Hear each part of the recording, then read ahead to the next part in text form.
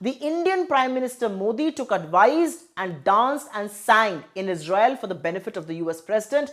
They had met a few weeks ago. It worked. আসসালামু আলাইকুম দর্শক মণ্ডলী, ভালো আছেন নিশ্চয়।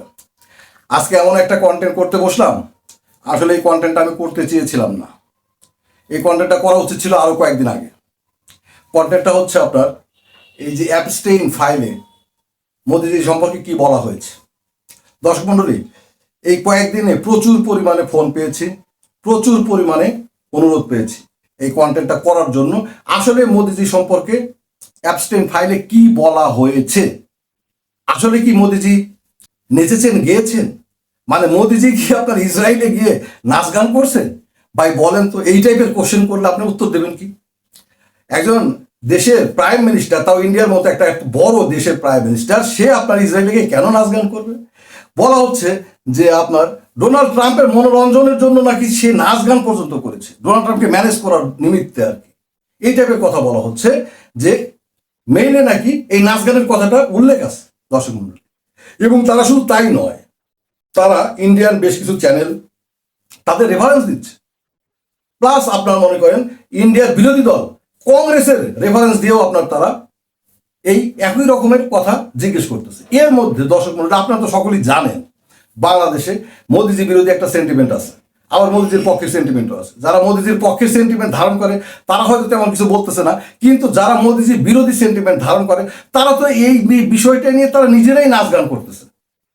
মানে তারা খুশিতে নাচ গান করতেছে যে মোদিজিকে নাচতে হয়েছে, গাইতে হয়েছে ডোনাল্ড ট্রাম্পকে ম্যানেজ করার জন্য, এবং সেটা অ্যাবস্টেইনের আপনার রিকোয়েস্টে বা অ্যাবস্টেইনের অ্যাডভাইসে বা অ্যাবস্টেইনের পরামর্শে। আসলে কি ভাই বিষয়টা আপনাদের কাছে সত্যি মনে হয়? দর্শক মণ্ডলী, আমার সাথে অনেক ইন্ডিয়ান ভাই বোনেরা আছেন, এটা আসলে মোদিজিকে ছোট করার জন্য নয়, কোনো কিছুই কাউকে ছোট করার জন্য নিমিত্তে কথা বলা হচ্ছে না। আসলে কি বলা হয়েছে আমি সেই জিনিসটা তুলে আনতে চাই। সেই জিনিসটা অন্তত আমার সাথে যে সমস্ত দর্শকরা আছে তারা যেন সত্যটা জানতে পারে, সেটাই এই কন্টেন্টের মূল উদ্দেশ্য। দর্শক মণ্ডলী, কথা হচ্ছে আগে একটু দেখে নিই যে মানুষের মধ্যে এরকম ধারণাটা কেন চলে আসলো আমাদের বাংলাদেশের। আমি বাংলাদেশে থেকে যেহেতু বলতেছি, বাংলাদেশের মানুষের মধ্যে এই নাচ গানের, মোদিজির নাচ গান করার এই বিষয়টা, কনসেপ্টটা বা এই চিন্তাটা বা এই এটা কোত্থেকে আসলো, কেন তারা এই কথাটা বলতেছে। দর্শক মণ্ডলী, এখন একটু দেখি, একটু আগে কি বলা হয়েছে মেইলে সেটা দেখি, এবং তারপরে কংগ্রেসের মুখপাত্র, ইন্ডিয়ার বিরোধী দল, সবচেয়ে আপনার পুরনো রাজনৈতিক দল, সেই দলের মুখপাত্র কি বলেছেন এই বিষয়টা নিয়ে, সেটাও আমরা দেখব। দর্শক মণ্ডলী, আসলে এই মেইলে কি বলা হয়েছে আক্ষরিক অর্থে ইংরেজিতে, সেই জিনিসটা একটু আপনাদেরকে পড়ে শোনাই একটু। Indian prime minister Modi took advised and danced and স্যাং in Israel for the benefit of US President. They had met a few weeks ago and it works. But it worked. মানে বিষয়টা হচ্ছে, দেখেন ভাই, এখানে কিন্তু আসলে ড্যান্স এবং স্যাং কথাটা আছে। অ্যান্ড ড্যান্স এবং স্যাং কথাটার মানে নাচ এবং গান, নাচা গানা দুইটাই বোঝায় আক্ষরিক অর্থে যদি মিনিং করা হয়। কিন্তু এটা কি বিশ্বাসযোগ্য? বিশ্বাসযোগ্য মনে হয়? ইন্ডিয়ান প্রাইম মিনিস্টার মোদি টুক অ্যাডভাইসড, মানে অ্যাবস্টেইন বলতেছে। এই মেইলটা কিন্তু আগে একটু বলে নিই, এই মেইলটা কিন্তু আপনার একটা গুরুত্বপূর্ণ ব্যক্তিকেই করা হয়েছে। সেটা হচ্ছে কাতারের রাজ পরিবারের কোন একটা সদস্যকে। কাতারের রাজ পরিবারের কোন সদস্যকে তার নামের আগে, তার নামের উপর কালো কালি দিয়ে ঢেকে দেওয়া হয়েছে, মানে তার নামটা প্রকাশ করা হয়নি। আবার এই মেইলটা কিন্তু অ্যাবস্টেইন নিজে বাইরে নিয়ে আসে নাই মোদিকে ছোট করার জন্য, মোদি সাহেবকে আপনার মনে করেন বাটে ফেলানোর জন্য, ব্ল্যাকমেইল করার জন্য, এটা কিন্তু তা না। এই কথাটা কিন্তু মার্কিন সরকার, মানে আমেরিকান সরকারই এটা সামনে নিয়ে আসছে। কেন নিয়ে আসছে এটা নিয়ে আরেকদিন কথা বলবো। কেন এই মোদিজিকে নিয়ে এই মেইলটা সামনে নিয়ে আসা হলো, তবে এটা হচ্ছে আপনার কি বলবো, এটা হচ্ছে একটা দরজা, ভিতরে অনেক কিছু আছে।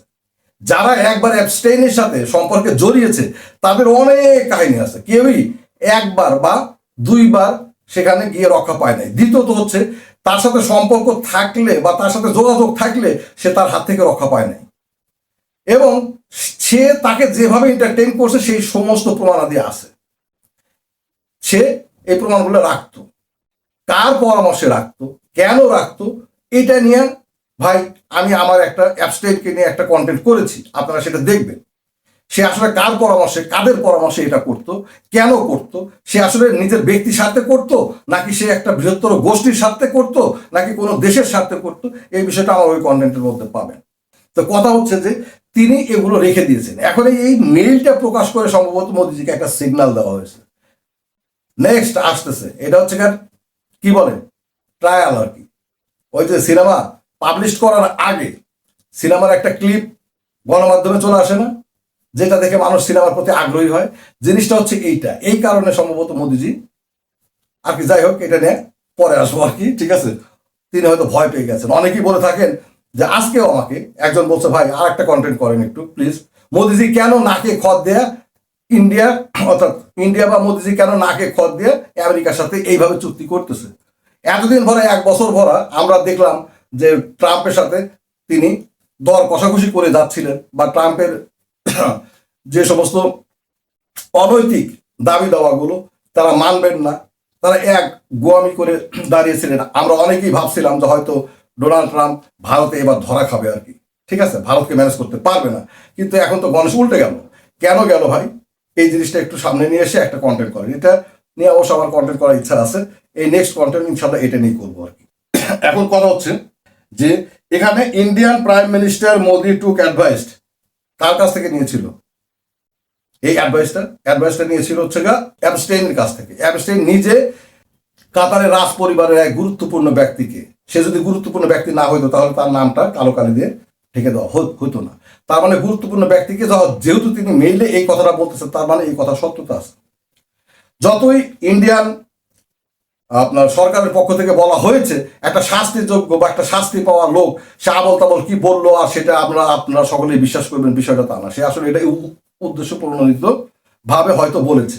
আসলে সে যদি উদ্দেশ্য প্রণোদিত ভাবে বলতো তাহলে তার উদ্দেশ্যটা কি ছিল অ্যাবস্টেইনের? তিনি তো এই মেইলটা বাইরে নিয়ে আসেন নাই, তিনি তো এই মেইলটা প্রকাশ করেন নাই, তিনি তো এই মেইল দিয়ে মোদিকে বাড়ে ফেলতে চান নাই।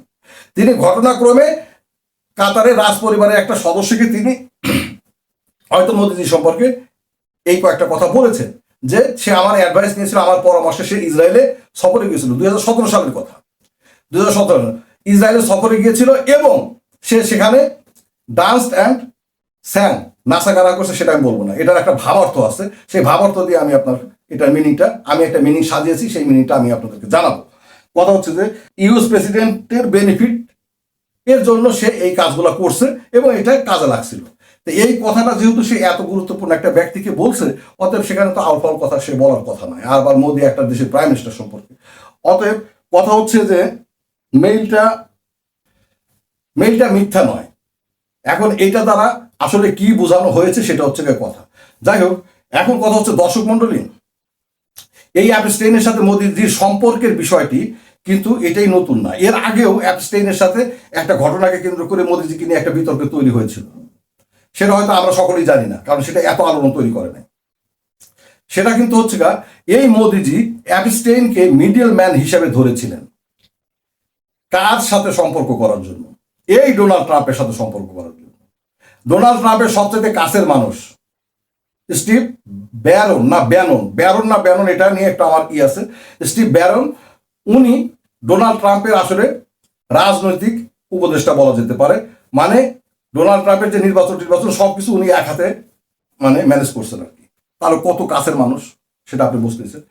এর সাথে স্টিভ ব্যারনের সাথে আপনার একটা বসার, একটা মিটিং করে দেওয়ার, একটা সম্পর্ক তৈরি করে দেওয়ার জন্য মোদিজি এই অ্যাবস্টেইনকে ধরেছিলেন। এটা কিন্তু আরো আগের কাহিনী। এটা নিয়ে ইন্ডিয়াতে, এটা নিয়েও কংগ্রেস অনেক লাফালাফি করেছে, এটা নিয়েও অনেক কথাবার্তা হয়েছে। তো কথা হচ্ছে যে এর অ্যাবস্টেইনের সাথে মোদিজির সম্পর্কটা তো এটা অস্বীকার করার কোনো উপায় নেই, কারণ একের পর এক এই ঘটনাগুলো তো আকাশ থেকে আপনার পড়ে না। অবশ্যই তার সাথে সম্পর্ক ছিল। যেমন ডোনাল্ড ট্রাম্প তো অস্বীকার করে না, তার সাথে তার সম্পর্ক ছিল, খুব ঘনিষ্ঠ সম্পর্ক ছিল।